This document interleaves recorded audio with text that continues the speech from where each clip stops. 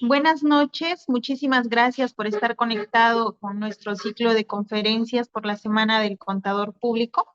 Siguiendo las conferencias programadas para esta noche, estamos con el sector de auditoría. La ponencia del día de hoy lleva como título Incremento patrimonial no justificado, aspectos jurídicos.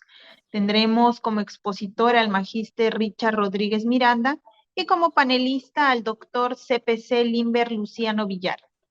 El doctor CPC Limber Luciano Villar es doctor en contabilidad, magíster en auditoría, especialista en gestión pública, auditor independiente, titulado de abogado y contador público, ex editor adjunto de la revista Investigación Valdizana, expositor en la 30 Conferencia Interamericana de Contabilidad realizada en Punta del Este, Uruguay, 2013, y en la Conferencia Interamericana realizada en Brasil en el año 2021. Ha sido ponente en diversos congresos nacionales y convenciones nacionales.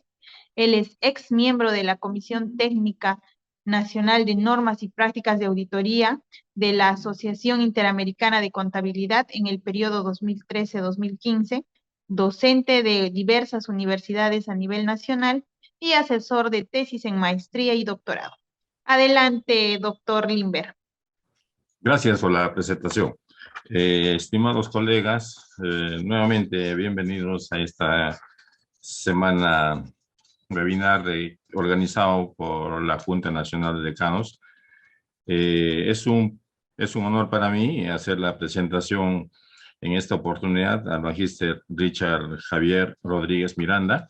Él es miembro de la Comisión Técnica Nacional de Auditoría de la Junta de Decanos de los Colegios de Contadores del Perú. Es doctorando en gobernabilidad de la Universidad Nacional San Agustín de Arequipa. Tiene el grado de maestro en Administración de Negocios en la Universidad Tarapacá de Chile. Licenciada en Educación y Filosofía en la Universidad Nacional San Agustín de Arequipa. Contador, graduado en la Universidad Católica Santa María. Ha participado en certámenes internacionales como los Congresos Internacionales de Investigación Científica organizado por la Universidad Nacional San Marcos en los años 2018 y el 2021. También ha participado en el evento de la Ciencia Contable y Docencia organizado por la Universidad Pacífico de Lima. Es docente de capacitación interna de la SUNAT, auditor de SUNAT, docente de pregrado y posgrado de la Universidad San Agustín de Arequipa, expositor en certámenes académicos nacionales e internacionales. Con su vasta experiencia, nuestro colega Richard esta noche nos disertará sobre el tema de incremento patrimonial no justificado, aspectos jurídicos, un tema de muchísima importancia en nuestro medio por cuanto continuamente escuchamos por los distintos medios problemas de corrupción o problemas de lavado de activo, ¿no? Con su vasta experiencia en el campo de la auditoría tributaria, nos disertará y es un tema de muchísima importancia y nos va a disertar, digamos, con la calidad profesional que le caracteriza a nuestro colega Richard, por el cual estaremos atentos para poderle formular algunas preguntas cuando concluya su participación. Adelante, colega Richard. Muy bien, buenas noches. Buenas noches y agradezco a la Junta de Decanos de los Colegios de Contadores Públicos del Perú por esta oportunidad de compartir y de participar en este importante evento, donde nosotros estamos en una serie, en una secuencia de exposiciones relativas a nuestro quehacer contable, en el ámbito de nuestra auditoría y también en todas las facetas de la auditoría, puede ser la privada, financiera, fiscal, etc. Bien, el tema que yo voy a compartir ahora tiene relación con la auditoría fiscal y trata respecto del incremento patrimonial no justificado. para lo cual me apoyo en las siguientes diapositivas a efecto de poder compartirles esta apreciación personal respecto a cómo se lleva adelante este proceso de la auditoría fiscal a personas naturales que puedan presentar esta figura del incremento patrimonial no justificado. Bien, para tal caso, nosotros vamos a señalar que este incremento patrimonial no justificado va a consistir desde la perspectiva, vamos a decir, desde la perspectiva legal, no podemos asumir de que este incremento patrimonial no justificado tenga un asidero, una definición que esté sustentada en alguna norma del derecho, digamos, tributario o de alguna norma que pueda estar amparando esta definición o este concepto. Más que todo se trata de un procedimiento. Nosotros conocemos que la administración tributaria tiene esa potestad de poder fiscalizar a los contribuyentes, ejercer labores de control respecto de los tributos. El incremento patrimonial no justificado tiene, lo podemos, digamos, asociar a estas facultades, como he dicho, que tiene la administración tributaria, que están señaladas en la norma, en la ley del impuesto a la renta, como teorías del impuesto a la renta. Es decir, cómo es que la norma señala las rentas que van recayendo, que van generando los contribuyentes, bajo diversas teorías, la renta producto, el flujo de riqueza, el consumo más incremento de patrimonio. Dentro de esta última teoría, el consumo más incremento de patrimonio, es donde surge la figura del incremento patrimonial no justificado como un procedimiento de auditoría fiscal que va a permitir poder llegar hacia las personas naturales y efectuar fiscalizaciones fiscales respecto de los incrementos que se hubieran dado en sus respectivos patrimonios. De tal forma que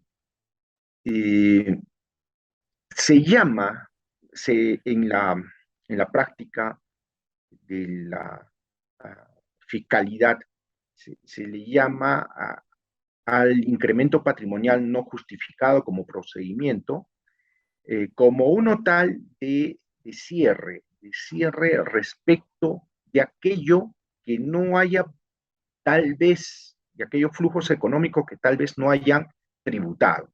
Es decir, si una persona, nosotros conocemos que una persona puede obtener ingresos por rentas de trabajo, por rentas de capital, si esta persona, digamos, presentara un desbalance de aquellos ingresos declarados en sus declaraciones de impuestos respecto de los montos, de los flujos, depósitos que pudiera tener en sus cuentas bancarias, dado el desbalance, pues inmediatamente la administración tributaria queda facultada para poder ejercer una intervención bajo este procedimiento conocido como incremento patrimonial no justificado. Entonces, la idea es, si una persona natural tiene diversos ingresos de rentas de capital, de rentas de trabajo, y estos son declarados, evidentemente deberían concordar con aquellos ingresos que puedan tener en sus cuentas bancarias u aquellas operaciones que puedan tener respecto a la adquisición de determinados inmuebles o consumos que pudieran haber realizado. Y como bien se señala consumos, es sabido que aún es poco conocido el hecho de que la administración tributaria puede ejercer un control, una fiscalización, teniendo únicamente información de consumos realizados por personas naturales.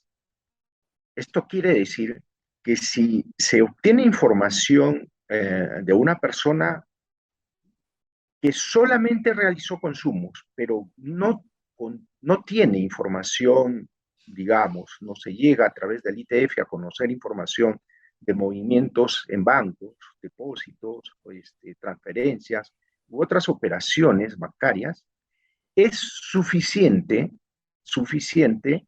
el hecho de conocer una realización de diversos consumos para poder iniciar una fiscalización. Y eso está previsto en la ley de renta, en el reglamento de renta, de forma tal que solamente como una forma de poner un ejemplo, les puedo mencionar que existe casos en los cuales uno de ellos, por ejemplo, una persona realiza un viaje con ocasión del Mundial de Rusia 2018 con toda su familia, realiza lógicamente una serie de gastos, reservas de pasajes, traslados, consumos, etc. No tiene, la administración tributaria no contaba con ningún otro elemento, no contaba con información de movimientos bancarios, depósitos, transferencias, compras, ventas, absolutamente nada, solamente consumo. Y fue suficiente, ¿no?, el hecho de contar con información de consumos, alrededor de 200.000 soles, y con ello se inicia la fiscalización bajo este procedimiento del incremento patrimonial no justificado. El contribuyente alega señalando de que la administración no cuenta con información de movimientos bancarios, que solamente conoce consumos, y estos los ha podido realizar con ahorros que vienen de años atrás. Pero durante el proceso de fiscalización, en ningún momento acredita el contribuyente la procedencia de esos ahorros o dónde estuvieron canalizados. De tal forma que la administración tributaria procede a determinar pues un incremento patrimonial no justificado, dado que el contribuyente no explica ese tal ahorro señalado y dónde estuvo canalizado. Muy bien, entonces en el punto más extremo o en la forma más extrema diremos que la administración tributaria puede, tan solo con información de consumos, fiscalizar bajo esta modalidad, este procedimiento de incremento patrimonial no justificado, imputar una base, ¿no?, una base tributaria sobre la cual se va a aplicar el impuesto, sobre la cual se va a aplicar la tasa del impuesto de personas naturales. Bien, entonces vamos a señalar pues que este incremento patrimonial no justificado se basa también en un mecanismo de presunción.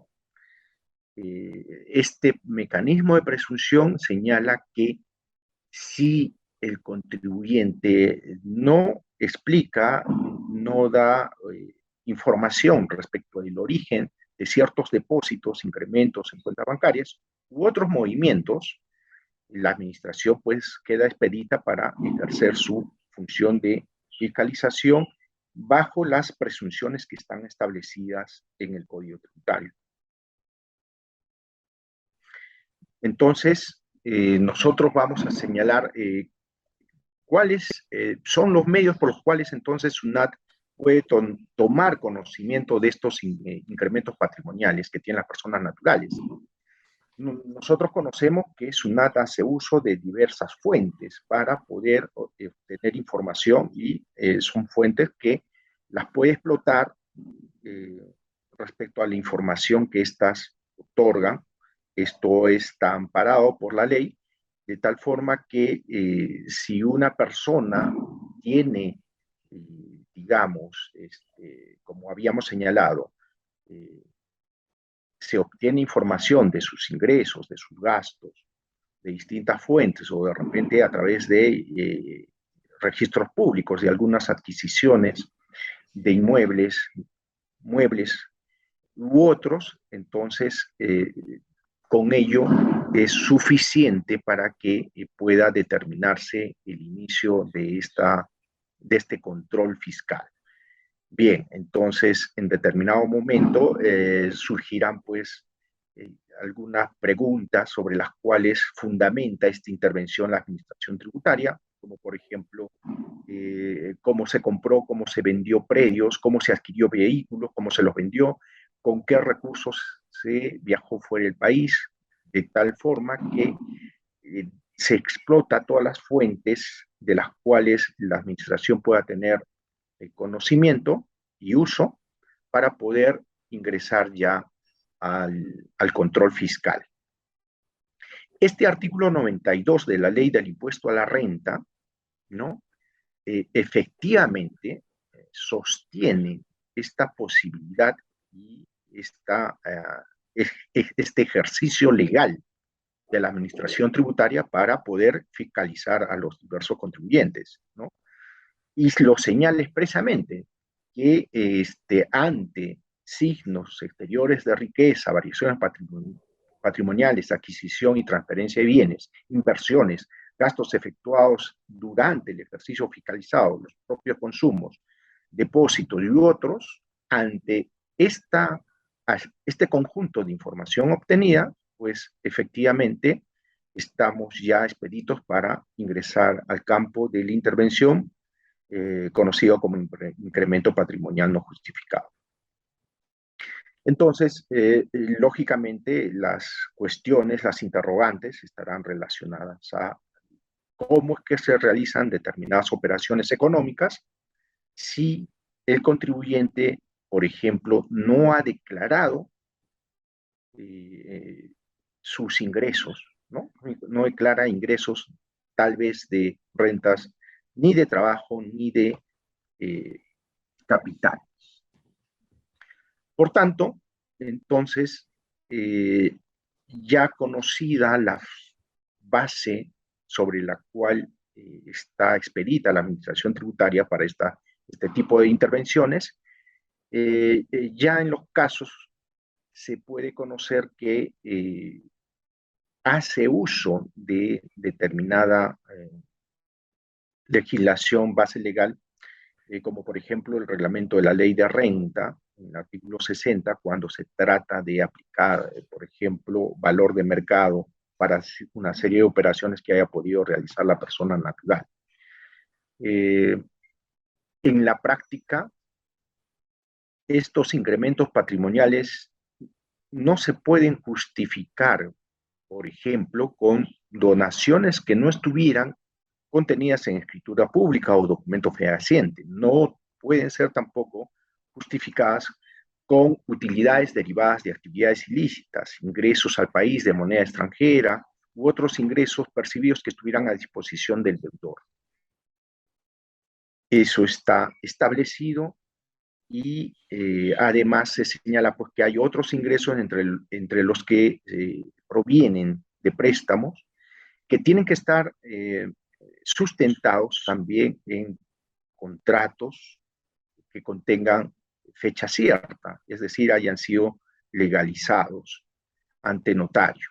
Solamente así se podría reconocer que hay una deuda, un préstamo, y que se deben pagar los intereses pactados y que surjan, lógicamente, las otras condiciones contractuales que se hayan establecido.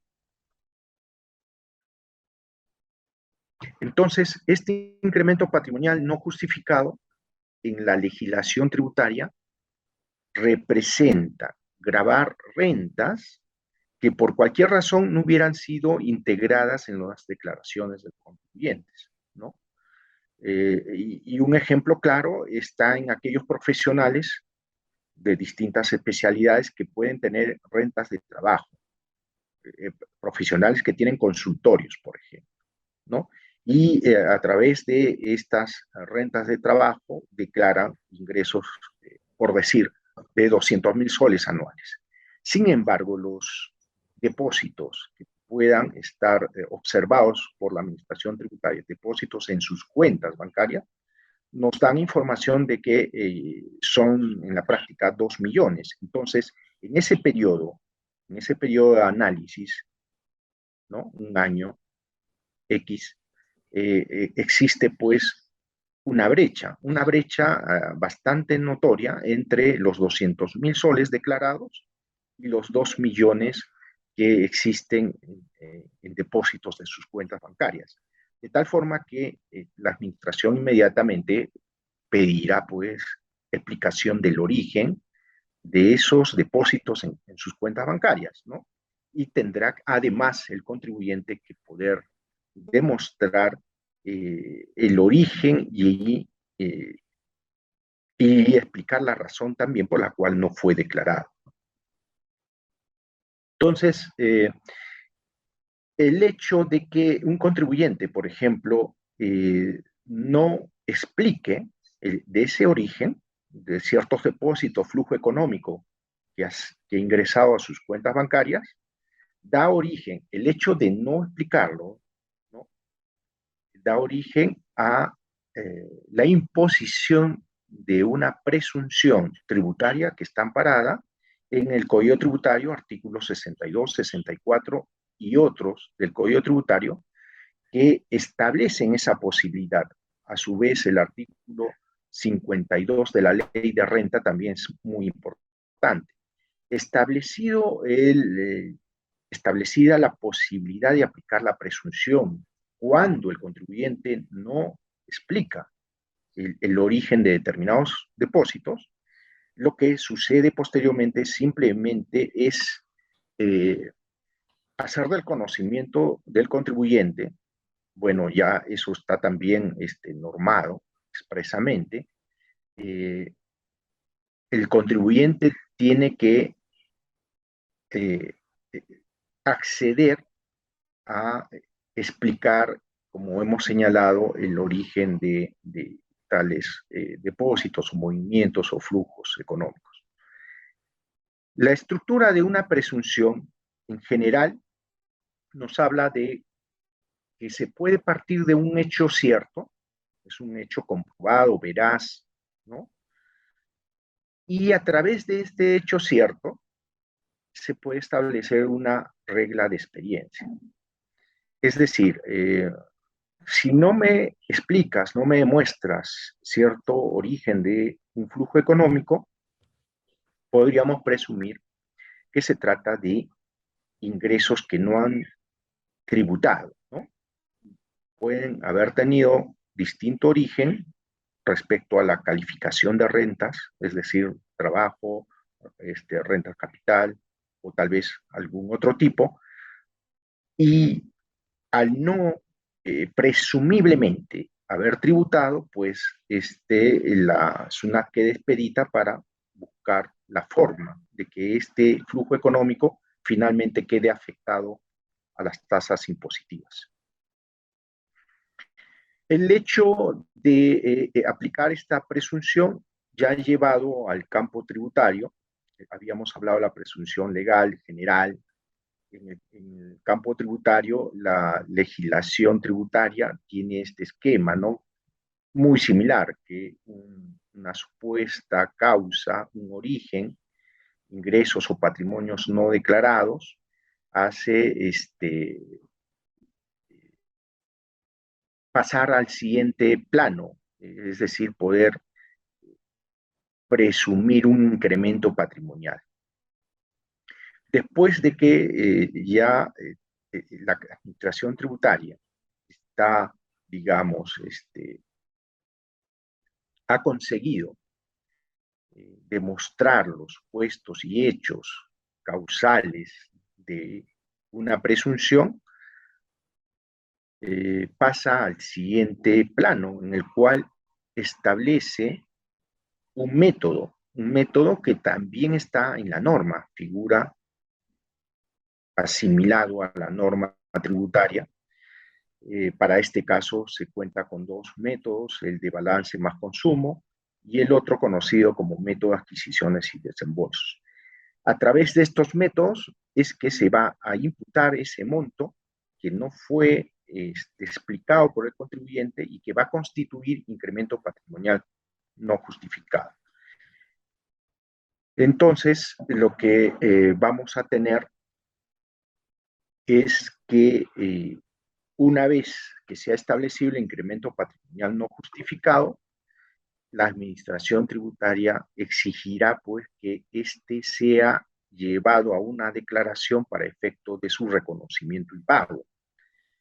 En este caso que nosotros presentamos en pantalla, podemos señalar que un contribuyente X obtuvo rentas de cuarta categoría, rentas de trabajo, cuarta y quinta categoría, en total 300.000 soles en un periodo, aplicando las normas de la determinación de renta. Nosotros vamos a tener que deducir 7 UIT, con lo cual tendremos pues una renta de cuarta y quinta categoría a la que se tendrá que añadir el incremento patrimonial no justificado. Si este contribuyente en efecto no supo explicar que hubo un depósito en sus cuentas por 500.000 soles, según este ejemplo, inmediatamente este va a pasar a representar renta o base imponible, ¿no? Se sumará a las rentas de cuarta y quinta categoría, como se observa, y pasa a formar la base sobre la cual ya se aplicaría la tasa progresiva acumulativa del impuesto, ¿no? Con 8%, 14, 17, 20%, es la tasa progresiva actual que se aplica para personas naturales. Entonces, como estamos observando, inmediatamente a la sumatoria de las rentas de trabajo se suma aquel incremento patrimonial no justificado por el contribuyente, lo cual va a representar que esa base, esa sumatoria, toda se convierta en una base sujeta a la imposición de las tasas del impuesto. En la práctica se ha presentado lógicamente una amplia jurisprudencia que ha sido resuelta por el Tribunal Fiscal respecto de estos casos, ¿no? La jurisprudencia es muy amplia. Solamente citaremos algunos casos. Esta resolución del Tribunal Fiscal 2193 del año 2003 señala, por ejemplo, que no es renta de tercera categoría el incremento patrimonial no justificado, siendo que dicha presunción es aplicable a personas naturales. Entonces, este incremento patrimonial no justificado, tal cual lo señala también el Tribunal Fiscal, es aplicable a las personas naturales como tales, ¿no? A ellos exclusivamente. Y no, digamos, a titulares de empresas unipersonales. Se puede reconocer en una sociedad conyugal que la imputación de un incremento patrimonial no justificado puede atribuirse en 50% a cada uno de los componentes de la sociedad conyugal. Hay una serie de reglas para poder establecer estos incrementos patrimoniales a cada uno de los cónyuges, ¿no? Hay que reconocer en determinados casos que cada cónyuge también podría declarar independientemente sus rentas. Y si fuese el caso, la administración tendría que respetar esa esa decisión de la sociedad conyugal.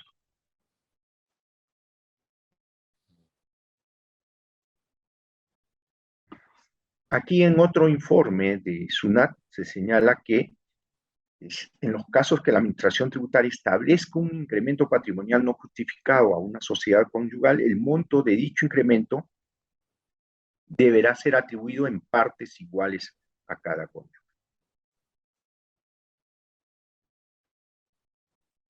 Para los casos de el régimen patrimonial de la sociedad conyugal, se toma en cuenta, ¿no? Por ejemplo, figuras en las cuales esta sociedad de gananciales ha sido conformada con bienes propios y bienes sociales, ¿no? Para poder imputar adecuadamente el incremento patrimonial no justificado. A su vez, también la legislación nos señala en el Código Tributario, artículo 17, que son solidarios en calidad de adquirientes aquellos herederos, por ejemplo, hasta el límite del valor de los bienes que reciban, hasta el límite del valor de los bienes que reciban. Y esto nos pone en la reflexión de que efectivamente las deudas tributarias son transmisibles a los herederos, salvo sanciones, multas, sanciones se extinguen inmediatamente con la muerte del causante, pero sin embargo, la deuda tributaria en sí es transmisible a herederos o legatarios. Para lo cual, ya en casos muy particulares, también se tiene que ingresar a las direcciones sobre el derecho sucesorio, ¿no? Poder establecer certeramente, de acuerdo a estas normas del derecho sucesorio, cuánto se puede imputar a cada heredero o qué proporción de esa masa heredada tendría que soportar respecto de aquel patrimonio que haya sido heredado.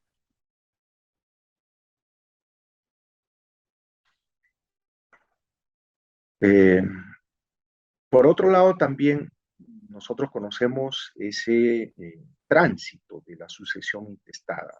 Me estoy refiriendo al tránsito legal, ¿no? De los pasos, los certificados, la declaración de herederos, la publicación, etcétera.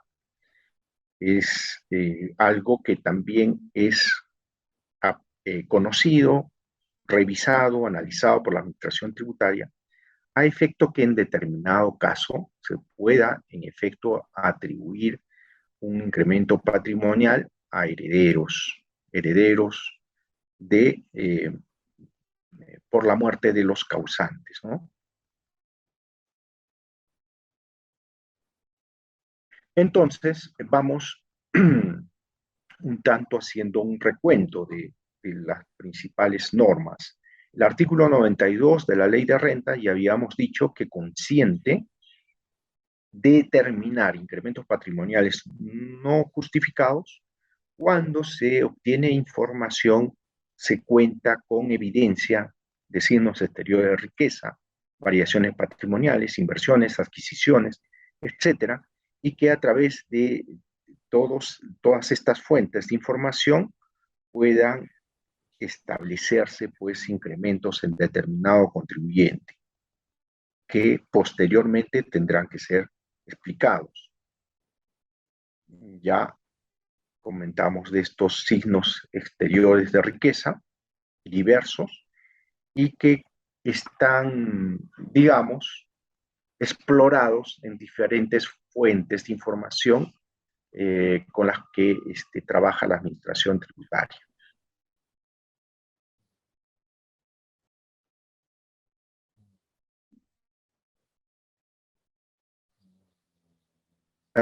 Respecto del secreto bancario, sabemos que se trata también de un derecho constitucional, ¿no? Sin embargo, la Administración Tributaria puede obtener sin necesidad de la intervención de un juez, puede obtener y obtiene información que no está comprendida como protegida, que no está comprendida como protegida bajo este derecho constitucional.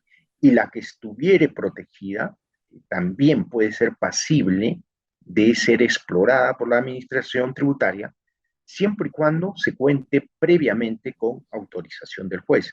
Es decir, la administración tributaria en suma cuenta puede llegar a conocer o levantar el secreto bancario de los contribuyentes, siguiendo lógicamente lo que está establecido en la ley. Con autorización de un juez se puede levantar todo secreto bancario.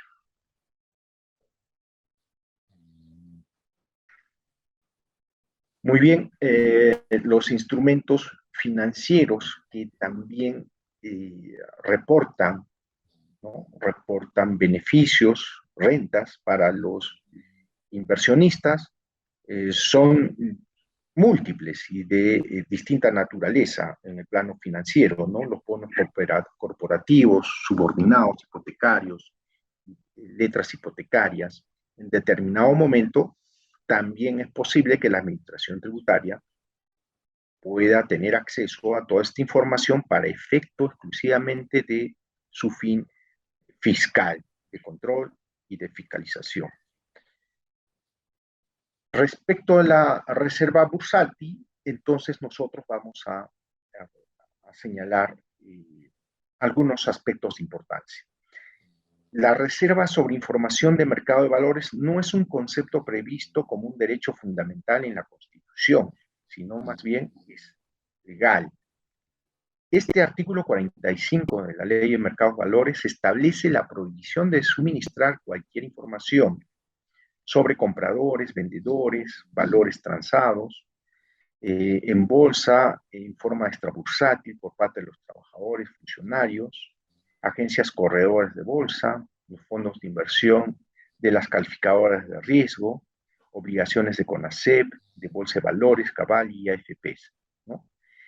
Respecto de todo ello, la reserva puede abrirse mediante autorización expresa y escrita del inversionista o cuando medie solicitud de la superintendencia, ¿no? Entonces, sí hay la posibilidad de acceder a tal información por parte de la administración tributaria.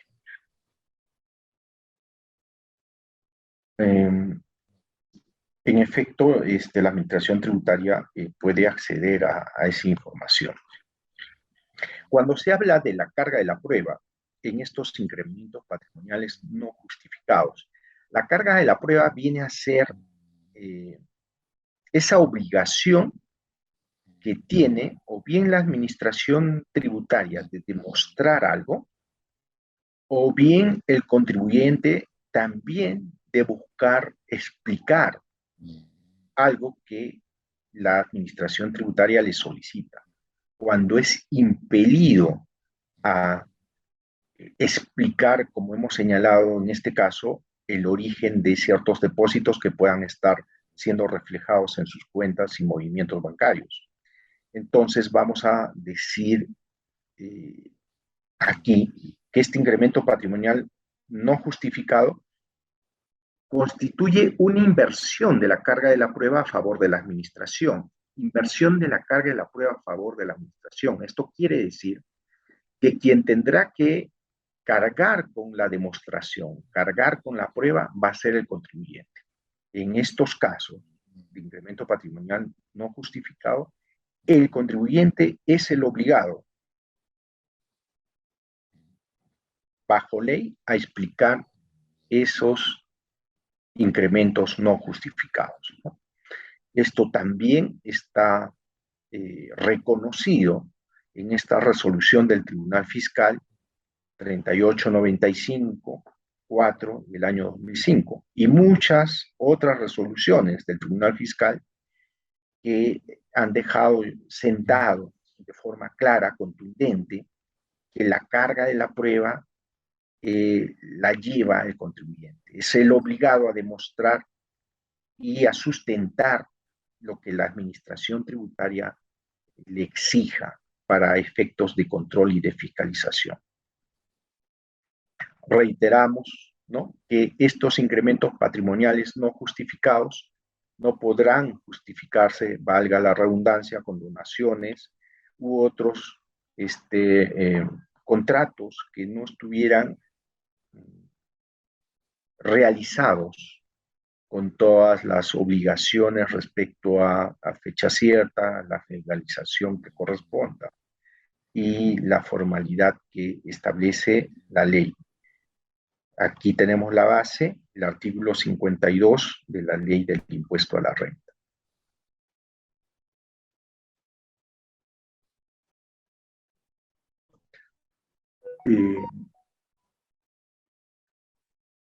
Retornando a la jurisprudencia que existe, podemos señalar que estos incrementos patrimoniales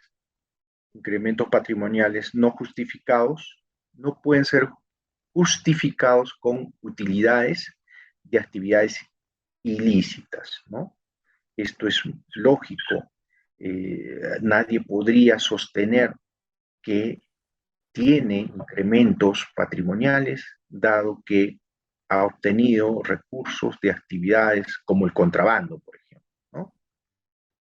Entonces, a través de un delito o mediante el fruto que pueda haber generado la aplicación de un delito, no podría tratar de sustentar un patrimonio que la administración tributaria lo está calificando como no justificado.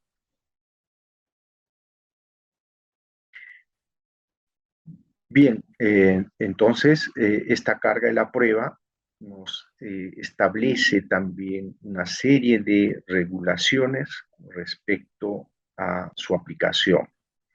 Aquí tenemos, por ejemplo, ya un decreto supremo 094-88 de Economía y Finanzas, que ya en ese tiempo establecía que las personas naturales o jurídicas que posean moneda extranjera en el exterior podrán ingresar al país sin explicar su origen, libre de toda implicancia en el impuesto a la renta.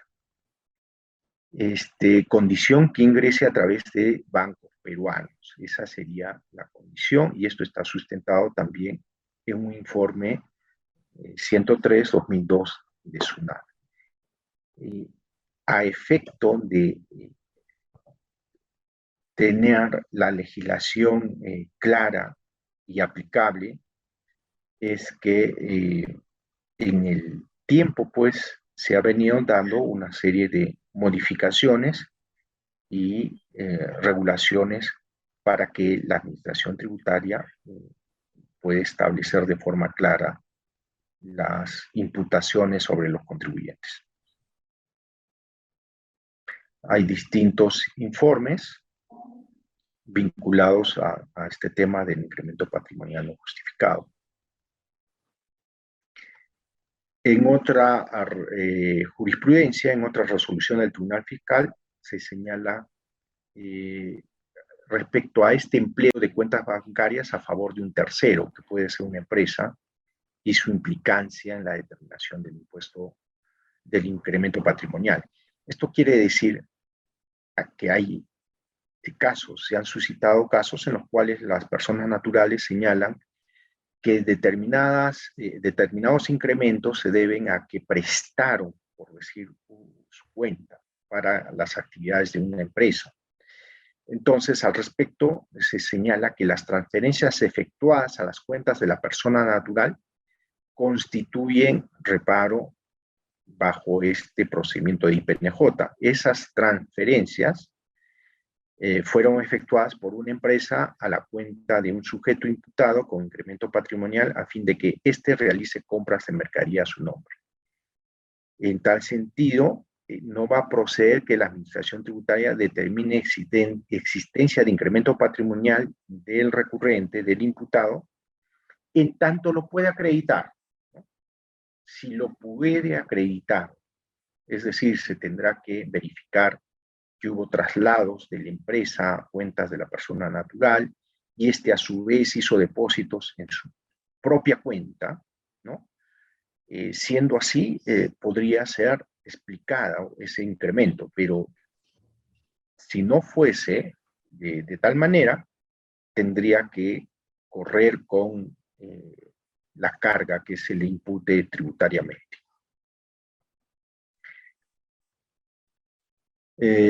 Bien, como conocemos también la ley 28194, la ley de bancarización, en su artículo 3, señala que los medios de pago tienen que debe demostrarse medios de pago para aquellos movimientos que estén calificando en esa obligación que establece la ley de bancarización. Hasta hace poco, aquellos movimientos, transacciones que superaban los 3.500 soles, por ejemplo, ya se quedaba la empresa o la unidad económica se quedaba obligada a poder demostrar que se empleó una bancarización. Esto está establecido en el artículo 60 del reglamento del texto único ordenado de la ley de renta.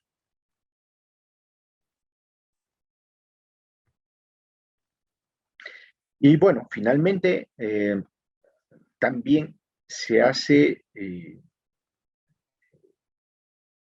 dispone mediante el decreto legislativo 953 que aquellos funcionarios públicos a los cuales se les pueda imputar un incremento patrimonial no justificado estarán pues sometidos a unas diversas sanciones de inhabilitación, suspensión, que puedan estar establecidas en la norma, si en efecto estos funcionarios no lograran sustentar sus imputaciones.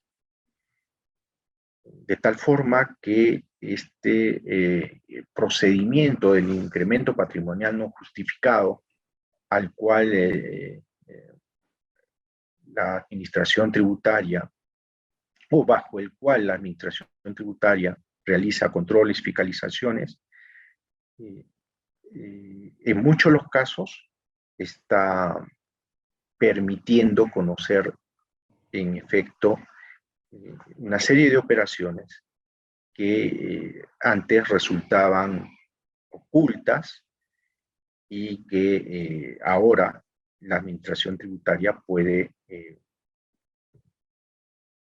conocerlas y exigir la tributación que corresponda.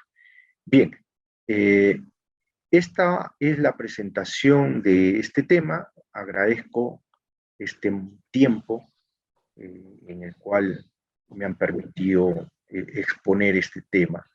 Muchas gracias.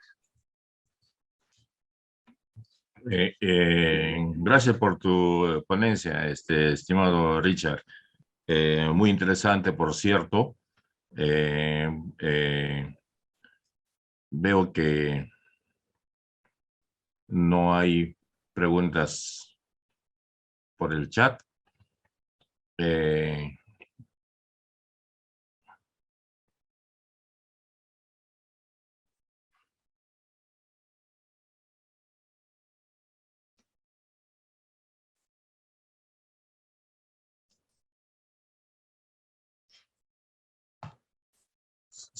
¿Me escuchan? ¿Se fue mi comunicación?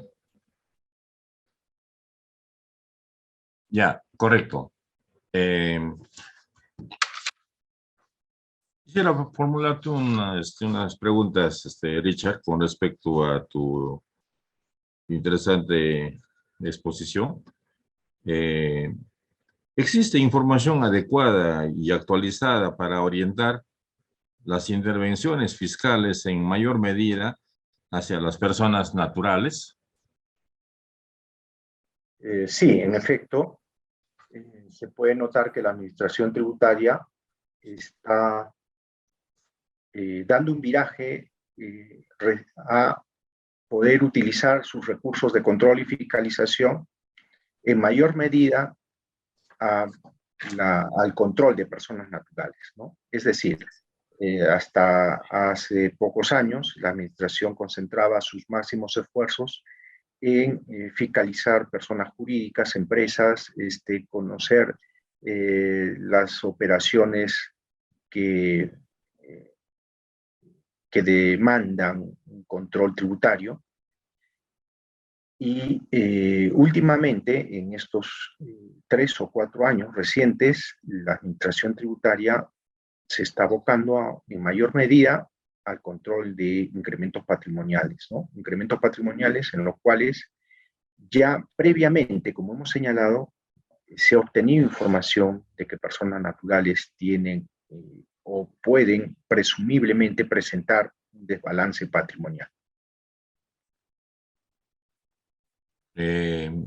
Como es sabido, todas las acciones de fiscalización que hace el ente rector del sistema de la tributación, SUNAT, están orientadas pues, a personas jurídicas. Pero, ¿cuál sería, digamos, el criterio técnico que fundamente sus intervenciones de fiscalización hacia personas naturales? ¿Denuncias?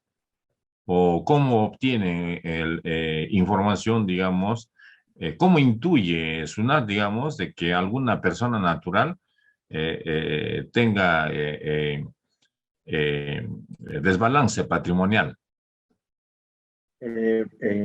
Bueno, hay distintas fuentes de información que explota la administración tributaria, ¿no? Distintas fuentes de información que le facilitan permitir tener conocimiento, información de movimientos bancarios de importancia, en otros casos tal vez operaciones específicas en las cuales una persona natural ha participado de una transacción de compra-venta de un inmueble, por ejemplo, donde el monto del mismo de por sí es importante, o también en otros casos, como dijimos al inicio, ¿no?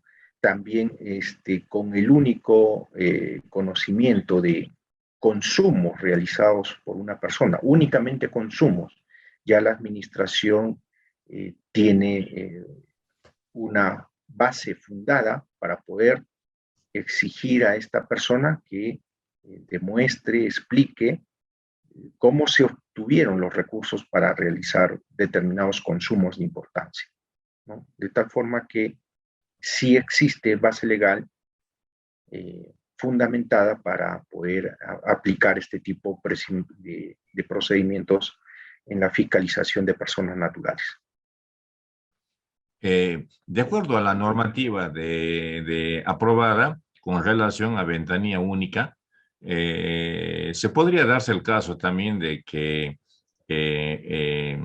haya pues una especie de cruce de información con respecto a movimientos que que hacen las personas naturales, tanto en registros públicos como también en sus distintas transacciones económicas o quizás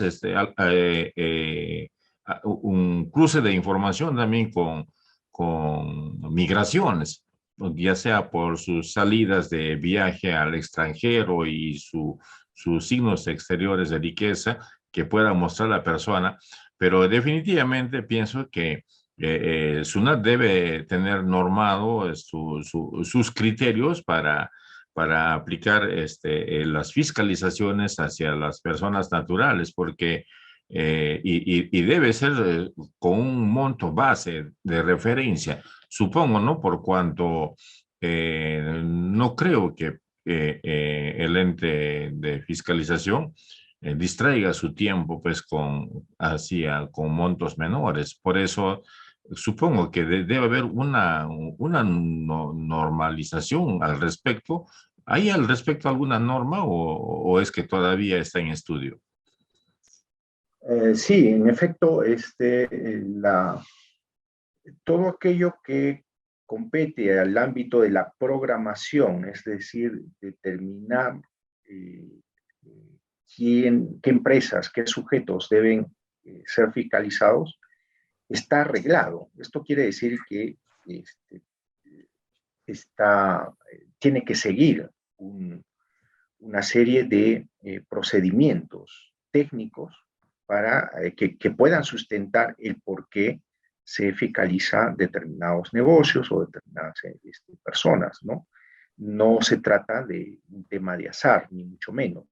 Existe, lógicamente, información técnica que debe ser sustentada en diversos niveles de programación a efecto de finalmente lograr la intervención de determinados contribuyentes, ¿no?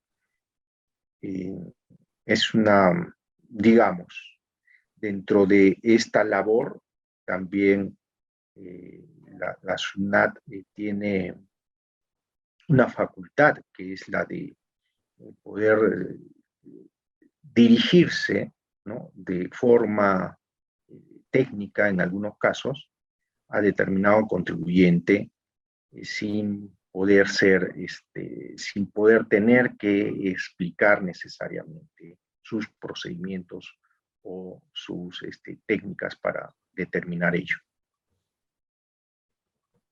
En todo caso, agradecemos tu participación, Richard, por cuanto nos da luz para poder tener pues una idea completa con respecto a las acciones de fiscalización que va a realizar SUNAT a personas naturales, ¿no? Un tema muy interesante, por cierto, y damos gracias también a la Junta por la organización de este evento, por cuanto nos da la oportunidad de obtener conocimientos con las diversas ponencias de los autores de las posiciones que vienen dando en transcurso de la semana. Gracias nuevamente por tu participación, Richard, y será hasta otra oportunidad. Muchas gracias.